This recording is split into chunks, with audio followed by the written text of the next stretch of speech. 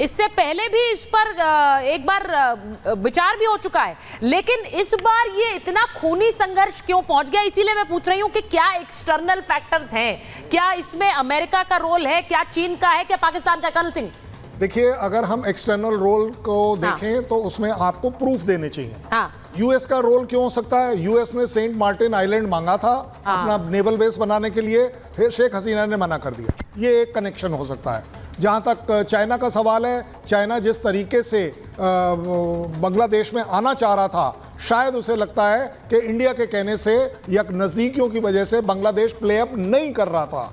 जहां तक पाकिस्तान का सवाल है, पाकिस्तान को तो मैंने नहीं, शेख हसीना और वहां की गवर्नमेंट ने ब्लेम कर दिया कि इस पूरे के पीछे जो सो कॉल्ड हथियारों की सप्लाई है, जो मारधाड़ हो रही है, उसमें हम इन्वेस्टिगेट कर रहे हैं कि पाकिस्तान का रोल है। देखिए, कोई कंट्री अगर एक कंट्री का नाम लेकर इन्वेस्टिगेट कर रहा है, चाइना का तो नाम नहीं ले रहा, यूएस का नाम नहीं ले रहा, लेकिन यूएस इसके पीछे क्यों नहीं हो सकता? और मैं तो कहता हूं सबसे बड़ा जो चीज़ मेरे नज़र में आती है कि इस तरह की जो ट्रिगरिंग मैकेनिज्म होती है वो बार बार ट्राई करी जाती है। अगर आपको याद हो, यही प्रोटेस्ट 10 दिन पहले से भी चल रहे हैं। ये नहीं है कि सिर्फ कल और आज में कुछ हो गया, लेकिन कल का जो है वो ट्रिगर इतना सक्सेसफुली कर गया कि आर्मी 45 मिनट दे रही है एक प्राइम मिनिस्टर को कि चलिए जी 45 मिनट के अंदर अंदर आपको छोड़कर भी जाना है। मतलब आप एक तरीके से पार 45 मिनट में आप और कहाँ जा सकते हैं सिवाय अगरतला के? और कोई जगह ही नहीं है आपके अड़ोस पड़ोस में, वहां से फिर आप आगे जरूर जा सकते हैं। और अपने आप में जायज़ बात यह भी है कि शेख हसीना के रिलेशन इंडिया के साथ अच्छे हैं, ये मैं बिल्कुल नहीं कहूंगा। बांग्लादेश के रिलेशन इंडिया के साथ अच्छे हैं, जिस वजह से उसकी प्राइम मिनिस्टर हमारे साथ हर चीज। ये बहुत बड़ी बात आपने कही है। मैं एक बार जरा बड़ी खबर सर बता देती हूं, क्योंकि जैसा मैंने कहा कि शेख हसीना इस वक्त भारत में है। ये सबसे बड़ी खबर है कि शेख हसीना, बांग्लादेश की अब एक्स प्राइम मिनिस्टर, क्योंकि उन्होंने इस्तीफा दिया है, वो इस वक्त भारत में है और बांग्लादेश जाने वाली सभी उड़ानें इस वक्त रद्द कर दी है। एयर इंडिया ने अपनी सभी उड़ानें रद्द की हैं, यानी कि कोई भी फ्लाइट अब बांग्लादेश अभी नहीं जा रही है फिलहाल, ये खबर आ रही है। और मैं आपको बताऊं कि इंडियन गवर्नमेंट ने, यानी भारतीय सरकार ने लगातार एडवाइजरीज भी जारी की थी जब से ये प्रदर्शन बांग्लादेश में हो रहे हैं कि वहां रह रहे सभी भारतीय इंडियन एम्बेसी के संपर्क में रहे, विदेश मंत्रालय के संपर्क में रहे। और अभी जो खबर आ रही है वो ये कि बांग्लादेश के साथ और सारी उड़ानें अभी फिलहाल एयर इंडिया ने रद्द कर दी हैं, कोई उड़ान नहीं उड़ेगी। अब सबसे बड़ा सवाल ये है कि बांग्लादेश क्यों जल रहा है? बांग्लादेश में ऐसा क्या हुआ है कि बांग्लादेश जल रहा है? बांग्लादेश में आरक्षण के खिलाफ ये हिंसक आंदोलन शुरू हुआ और 2 महीने से प्रदर्शनकारी वहां पर बवाल कर रहे हैं। स्वतंत्रता सेनानी परिवारों को कोटा मिला, कुल 56% आरक्षण का लोगों ने विरोध किया कि भाई 56% आरक्षण कैसे दिया जा सकता है। इसको जरा स्क्रीन पर चला दीजिए चेतन। बांग्लादेश सरकार ने कोटा कम कर दिया था, बांग्लादेश के सुप्रीम कोर्ट ने फिर कोटा देने के लिए कहा, यानी सुप्रीम कोर्ट ने फिर से कहा कि आप इस कोटे को दीजिए। कोर्ट के इसी फैसले के विरोध में हंगामा हुआ, तो इसका सीधा असर शेख हसीना पर पड़ गया। आरक्षण विरोधी प्रदर्शनकारी सड़क पर उतर आए और शेख हसीना की सरकार को डिक्टेटर वाली सरकार कहने लगे। अब एक और तस्वीर हमारे पास आई है, जरा वो तस्वीर भी चलाते हैं जिसमें सड़क पर लोगों ने किस तरह से ग्राफिटी लिखी है, यानी कि नारे लिख दिए हैं।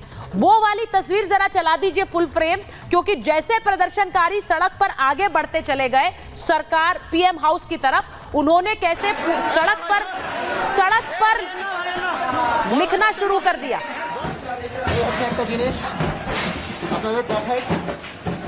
उस वीडियो को भी चलाएंगे। इस बीच मेजर जनरल सिवाच, अगर आपको मेरी आवाज आ रही है, बांग्लादेश के लिए इस वक्त कौन सा देश, क्योंकि हम जानते हैं, कर्नल सिंह ने भी कहा, भारत और बांग्लादेश के रिश्ते अच्छे हैं। ऐसा नहीं है कि मोदी और शेख हसीना के रिश्ते अच्छे हैं, बांग्लादेश और भारत के रिश्ते अच्छे हैं और इसीलिए शेख हसीना यहां आई हैं। यहां से कहा जा रहा है वो लंदन जाएंगी, लेकिन कौन से ऐसे देश हैं जिन पर भरोसा कर सकती है शेख हसीना, या फिर बांग्लादेश कर सकता है इस मुश्किल स्थिति में?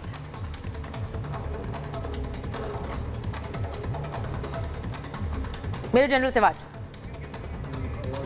चलिए उनकी आवाज फिर से नहीं आ रही है, मैं वापस जा रही हूं, मेजर तूर के पास जा रही हूं। मेजर तूर, आप अगर इस पर जरा बता पाए, भारत और बांग्लादेश की हम बात करें। हाँ, अभी क्या है कि बांग्लादेश और इंडिया की नजदीकियां इतनी हैं, और इसका मेन कारण एक है कि जो अवामी लीग के जो पहले थे मुजीबुर रहमान, जो शेख हसीना के पहले जो फादर थे, तो उनका इंडिया से नजदीकियां बहुत थी। तो अब जो ये कह रहे थे कि जो मुक्ति बाहिनी के जितने भी फाइटर्स थे उनके कि नेक्स्ट ऑफ किन और फैमिली मेंबर्स को जॉब का कोटा मिलना चाहिए, तो बाकी स्टूडेंट्स ये अनुमान लगा रहे थे कि ये जितने भी अवामी लीग से लिंक्ड वेटरन्स की फैमिलीज हैं और इन्हीं को ही फर्स्ट प्रेफरेंस दिया जा रहा था। तो एक ऐसा माहौल बन गया था कि अगर आप शेख हसीना जी की अवामी लीग की पार्टी के सपोर्टर नहीं है तो आपको सहूलियतें भी कम दी जाएंगी, आपको प्रेफरेंस भी 2 नंबर पे ही रखा जाएगा अगर आप इनका सपोर्ट नहीं करेंगे। ऊपर से अगर हम देखें तो शेख हसीना जी की जो अवामी लीग है, अब ये उनका चौथा टर्म था।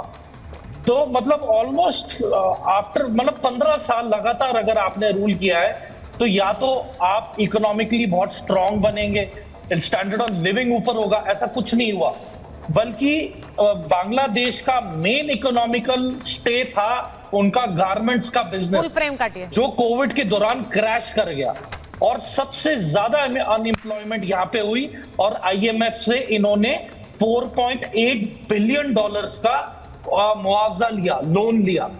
और अब बात हो रही है कि आर्मी एक है मोहम्मद यूनुस, वो उनके एक ग्रामीण बैंक है बांग्लादेश का बहुत मशहूर, उनके सीईओ है। तो वो उनको अब शेख हसीना जी की जगह पे लेके आना चाहते हैं। वो नोबेल प्राइज विनर भी रह चुके हैं 2008 में for his contributions for banking and helping the poor in Bangladesh. तो इनको लाने की बात की जा रही है। तो बेसिकली शेख हसीना की गवर्नमेंट के पास कोई प्लान नहीं बचा था। फर्स्टली इकोनॉमिकल, उस वक्त मैं ये तस्वीरें भी दिखा रही हूँ जहां पर सड़क पर लोगों ने ग्राफिटी से लिखा है, यानी कि उसमें संदेश क्या है, उसमें डेमोक्रेसी, किलर ऑफ डेमोक्रेसी लिख रखा है, उसमें बांग्लादेश स्टूडेंट्स लिखा हुआ है, आप लोग इसे पढ़ भी सकते हैं, सड़क पर लोगों ने लिख दिया है, और फियर इज कंटेजियस ये भी लिखा हुआ है। अब इसमें सवाल ये है कि जो मैंने जानकारी दी, जो अभी जानकारी थोड़ी देर पहले दी कि किस तरह कोटा को कम किया था बांग्लादेशी सरकार ने, उसके बाद फिर से सुप्रीम कोर्ट ने इसे लागू करने के लिए कहा, तो शेख हसीना ने उसे लागू कर दिया। लेकिन ये पूरा जो प्रदर्शन है ये शेख हसीना के खिलाफ कैसे बन गया? मैं सवाल ये पूछना चाह रही हूँ कर्नल नैन कि शेख हसीना को हटाने से किसे फायदा होगा, भारत में इसका क्या असर होगा, इस पर तो हम बात कर ही रहे, लेकिन शेख हसीना हटेंगी, इससे क्या पाकिस्तान का फायदा है? डेफिनेटली देखो, तक पिछले काफी समय से जो भारत और बांग्लादेश के रिश्ते आपस में अच्छे हुए हैं, उसमें शेख हसीना का बहुत बड़ा हाथ है। हाँ। एक साल में 10-10 विजिट किए उसने हमें हिंदुस्तान के अंदर, और कितने करार किए हम लोगों ने आपस में।